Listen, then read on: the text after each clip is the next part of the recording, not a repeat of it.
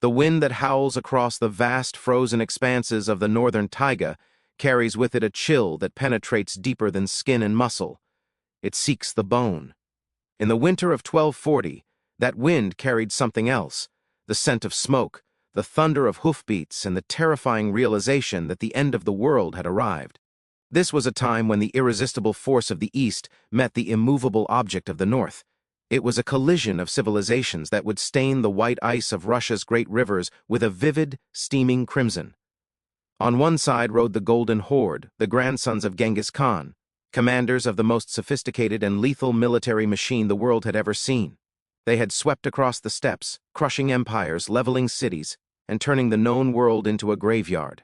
They were masters of speed, discipline, and the composite bow. To the rest of the world, they were demons sent from hell, unstoppable and merciless. But as they pushed north, away from the open plains and into the dark, suffocating embrace of the boreal forests, they encountered a different breed of warrior. These were not the soft feudal levies of the south. These were the men of Novgorod, the descendants of Rurik, the heirs of the Varangian Guard. In the popular imagination, the Viking Age had ended nearly 2 centuries prior, but here, in the frozen arteries of the north, the spirit of the Norsemen was very much alive. These were men who worshipped Christ but fought with the ferocity of Odin. They understood the cold, they understood the ice, and most importantly, they knew that when the Mongol cavalry stepped onto the frozen rivers, the playing field was no longer level. To understand the sheer magnitude of this confrontation, we must first look at the terror that was approaching from the east. By the late 1230s, the Mongol Empire was expanding with a hunger that seemed insatiable. Under the leadership of Batu Khan and the brilliant General Subutai, the Mongols had set their sights on the fractured principalities of Rus. This was not a raid. It was a systematic dismantling of a civilization. The Mongol method was brutal and effective. They would surround a city, demand submission, and if refused, they would slaughter every living thing within the walls. Ryazan was the first to fall, then Kolomna, then Moscow, then Vladimir. The speed of the advance was paralyzing. The Russian princes, divided by petty squabbles and rivalries, could not form a unified front. They were picked off one by one, their armies crushed in open fields where the Mongol horse archers could maneuver and flank with dizzying speed. The Mongols fought like a pack of wolves, coordinating their movements with flags and lanterns, encircling their enemies and raining down armor-piercing arrows until the snow turned black with blood. But as the horde turned its gaze toward Novgorod the Great, the jewel of the north, the geography began to fight back. The endless steppes gave way to thick, impenetrable forests. The ground became uneven, marshy, and treacherous. And then, the winter deepened. The Mongols, accustomed to the harsh winters of the steppe, were hardy, but they relied on mobility. In the dense forests of the north, their greatest advantage, their horses, began to become a liability. The people of Novgorod were different from their southern cousins. Novgorod was a republic, a thriving hub of trade that connected the Baltic Sea to the Silk Road. Its people were a mix of Slavic and Norse stock, heavily influenced by the Swedish and Viking traders who had founded the Rus state centuries earlier. They were merchants, yes, but they were also warriors who battled the Swedes, the Teutonic Knights, and the Finnish tribes. They wore heavy mail, wielded heavy axes, and fought in a shield wall formation that was a direct legacy of their Viking ancestors. The ruler of this northern bastion was a young prince named Alexander, a man who would later be canonized and known as Alexander Nevsky. Though young, he possessed a tactical mind that saw beyond the immediate terror of the Mongol name. He understood that he could not defeat the horde in an open field. To meet the Mongols on their terms was suicide. He had to dictate the terms of the engagement. He had to use the land itself as a weapon. As the Mongol Tumans, units of 10,000 men, pushed toward Novgorod, they found their path blocked by the dense taiga. The only way to move an army of that size, with its supply trains and siege engines, was to use the frozen rivers as highways. The ice was thick, capable of supporting the weight of thousands of horses. It seemed like a gift, a paved road of white winding through the dark forest. But for the men of the north, the river was not a road. It was a kill zone. The ambush did not happen in a single, cinematic moment, but rather in a series of brutal, grinding engagements that bled the Mongol army dry. Imagine the scene. The Mongol column stretches for miles along the winding river. The banks rise up on either side, steep and covered in snow-laden pines. The air is silent, save for the crunch of hooves on ice and the creaking of leather. The Mongols are alert, their eyes scanning the tree line, but the forest is a wall of gray and white. Suddenly, the silence is shattered not by a war cry, but by the heavy thud of iron against wood. From the high banks, massive logs, stripped of their branches and soaked in water to turn them into pillars of ice, are rolled down. They crash onto the frozen river, smashing into the column, breaking the legs of horses and crushing riders. Chaos erupts. The disciplined formation of the Mongols is instantly broken. Before the horse archers can knock their arrows, the trap is sprung. From the snow-covered banks the Novgorodians emerge. They are not riding horses, they are on foot, wearing skis or snowshoes that allow them to move with ghostly speed over the deep drifts. They are clad in heavy furs over chainmail, their faces obscured by nasal helms. In their hands they carry the weapons of the deep north, long spears with hooked blades, heavy bearded axes, and maces. On the open steppe, a horseman is king. On the slippery, confined surface of a frozen river, a horse is a tragedy waiting to happen. The Mongol ponies, panicked by the falling logs and the sudden noise, lose their footing. They slip, their hooves scrabbling uselessly on the ice. A fallen horseman is a dead horseman. The Rus warriors descend like an avalanche. They do not shoot from a distance, they close the gap. This is where the Viking legacy manifests in its most visceral form. The combat is close, brutal, and personal. The heavy infantry of Novgorod slams into the disorganized cavalry. They use their hooked spears to drag the Mongols from their saddles. Once a rider hits the ice, he is swarmed. The axes, designed to split wood and shield alike, make short work of the Mongol lamellar armor. The Mongols fight back with the desperation of trapped animals. They are elite warriors, and even on foot, they are dangerous. They draw their curved sabers, slashing at the legs of the attackers. But the footing betrays them. Every lunge risks a slip. Every step is a gamble. The Novgorodians, accustomed to walking on ice since childhood, move with a sure-footed grace. They strike and retreat, using the terrain to isolate small groups of Mongols. The psychological impact of these ambushes cannot be overstated. The Mongols were used to enemies who ran away or huddled behind stone walls. They were not used to enemies who vanished into the snow and struck when the wind howled loudest. The forest itself seemed to be fighting them. One specific engagement, often lost in the broader history books but preserved in local lore, epitomizes this clash. A Mongol scouting force, perhaps numbering 2,000, ventured ahead of the main body to secure a crossing point. They were confident, arrogant in their invincibility. As they crossed a particularly narrow stretch of river, flanked by limestone cliffs, the attack began. The Rus had weakened the ice upstream. As the heavy cavalry massed in the center of the channel, the ice groaned. It was a sound that every northerner knew, the deep, resonant bass note of pending disaster. The Mongols, unfamiliar with the nuances of river ice, pushed on. Then the arrows flew. Not the light flight arrows of the steppe, but heavy, armor-piercing bolts fired from crossbows hidden in the rocks. The front ranks stalled. The rear ranks pushed forward, compressing the mass of men and horses onto the weakened section. The ice gave way. It wasn't a clean break, it was a catastrophic shattering. Hundreds of men and horses were plunged instantly into the freezing black water. The shock of the cold would have stopped their hearts before they even had a chance to drown. Those who managed to claw their way onto the jagged shelves of remaining ice were met by the waiting axemen. The water turned pink, then red. The steam rising from the dying men and horses created a fog that obscured the slaughter, adding to the nightmare. The Mongols who remained on the banks found themselves unable to maneuver. They tried to retreat, but the deep snow in the forest prevented them from flanking their attackers. They were bottled up, channeled into a slaughterhouse of the Rus's making. For the first time in their campaign, across the west, the Mongols were not the hunters, they were the prey.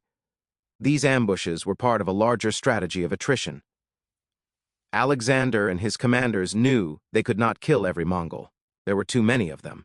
But they could make the cost of conquest too high. They could bleed them, exhaust them, and starve them. The Mongol supply lines were stretched to the breaking point. The scorched earth policy of the retreating Rus villagers there was no fodder for the horses and no food for the men. The Mongols relied on their herds for sustenance, drinking the blood and milk of their mares, but in the deep winter of the north, the horses were dying of starvation and cold. The ambushers targeted the baggage trains relentlessly, burning wagons and slaughtering the replacement mounts. As the weeks dragged on, the morale of the horde began to fracture. They were fighting an enemy they couldn't bring to a decisive battle. They were freezing, they were hungry, and they were bleeding. The invincibility of the Golden Horde was shattering against the pine trees of the Novgorod Republic. The climax of this campaign was not a single great battle but a decision. Batu Khan, standing some 60 miles from Novgorod, looked at his army. He saw men with frostbitten limbs, horses that were little more than skeletons, and a road ahead that promised only more ambushes, more ice, and more death. He looked at the sky and saw the signs of the coming spring. In Russia, the spring is not a gentle awakening. It is the Rasputitsa, the time without roads. As the snow melts, the land turns into a quagmire of deep, sucking mud. The frozen rivers, once highways, turn into raging torrents of broken ice and floodwater. If the Mongols were caught in the north during the thaw, they would be trapped. Their horses would sink to their bellies in mud, their carts would be immovable. They would be sitting ducks for the shallow draft boats of tea. He Novgorodians. The decision was made. The order was given. For one of the few times in their history, the Mongols turned back. They turned their horses south, away from the unconquered city of Novgorod. They left behind a trail of frozen corpses, a testament to the ferocity of the northern defense. The ignoble retreat, as it might be called, was a victory of geography and guerrilla tactics, but it was also a victory of spirit. The Rus had proven that the Mongols could be bled. They had proven that the dragon could be wounded. However, the story does not end with the Mongol retreat. To fully appreciate the weight of this victory, we must look at what happened to those who did not, or could not, fight like the Northmen. While Novgorod stood defiant, the great city of Kiev in the south was facing its apocalypse. Later that same year, the full might of the horde descended upon Kiev. Unlike Novgorod, Kiev was a city of the plains. It had high walls, yes, but it did not have the forest or the ice to protect it. The siege of Kiev serves as the grim counterweight to the success of the north. It illustrates exactly what the Novgorodians escaped. The Mongols surrounded Kiev with an ocean of soldiers. The sound of their siege engines, catapults and battering rams, was deafening. They pounded the walls day and night. When the walls were breached, the fighting moved into the streets. The defenders fought bravely, retreating to the Church of the Tithes, the oldest stone church in Ru. They packed the building with people, women, children, the elderly, and soldiers. The weight of the people inside, combined with the battering of Mongol rams against the church walls, caused the structure to collapse. The dome imploded, burying the last defenders of Kiev in a tomb of stone and dust. The Mongols slaughtered the survivors. Of a population of 50,000, barely 2,000 survived. The city was so thoroughly destroyed that for centuries it remained little more than a village of ruins. This was the fate that Alexander and his axemen had prevented. By bleeding the Mongols in the forests, by making the frozen rivers run red, they had saved their city from total annihilation. They had preserved a seed of the Rus culture that would eventually grow into the Russian state we know today. The tactical brilliance of the Novgorodians in 1240 lay in their adaptation. They did not cling to the old ways of chivalric warfare. They did not ride out to meet the enemy for glory. They fought dirty. They fought for survival.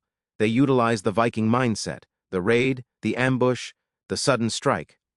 They combined the heavy infantry traditions of their Norse forefathers with the survival skills of the indigenous forest tribes. It is interesting to analyze the weaponry used in these frozen skirmishes. The Mongols relied heavily on the composite bow. It was a weapon of immense power, capable of punching through armor at close range. But the composite bow is sensitive to humidity and extreme cold. The glues that held the horn and sinew together could become brittle in the sub-zero temperatures of the deep north. The cold sapped the strength of the archers and the elasticity of the bows. In contrast, the weapons of the Rus were simple and brutal. An axe does not malfunction in the cold. A spear does not lose its tension. A heavy mace works just as well at 40 degrees below zero as it does in the summer heat. The Novgorodians were fighting with technology that was perfectly engaged with their environment. Furthermore, the armor of the Rus played a crucial role. The heavy chainmail and lamellar armor worn by the elite druzhina, the prince's retinue, was heavy, yes, but in the winter, weight is less of a penalty when you are not marching hundreds of miles. The thick padded gambesons worn underneath the mail provided insulation against the cold as well as padding against blunt force trauma. The Mongols, dressed in lighter layers for mobility, suffered more from the biting wind. The legacy of this conflict is etched into the genetic memory of the region. It established a military doctrine that would serve Russia for centuries: trade space for time, use the winter as an ally, and bleed the invader until he loses the will to fight. We see echoes of 1240 in 1812 against Napoleon, and again in 1941 against the Wehrmacht. But it was here, in the medieval darkness, that the template was forged. It is also worth noting the cultural clash. The Mongols were a sky-worshipping people of the open horizon. The forest was alien to them. It was claustrophobic. It was filled with spirits they did not know. The Rus, however, were at home in the dark. Their folklore was filled with creatures of the forest and the ice. They were fighting on sacred ground.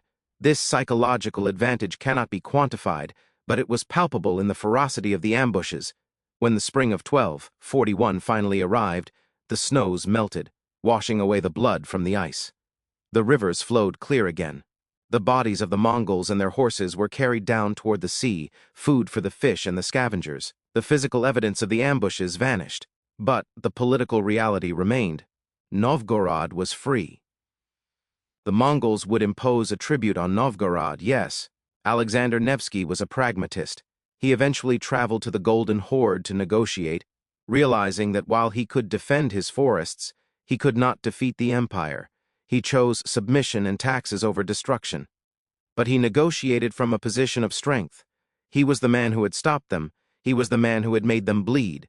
Because of the resistance in the frozen rivers, Novgorod retained its autonomy, its church, and its laws. It was not ruled by a Mongol governor. It remained the last beacon of independent Rus.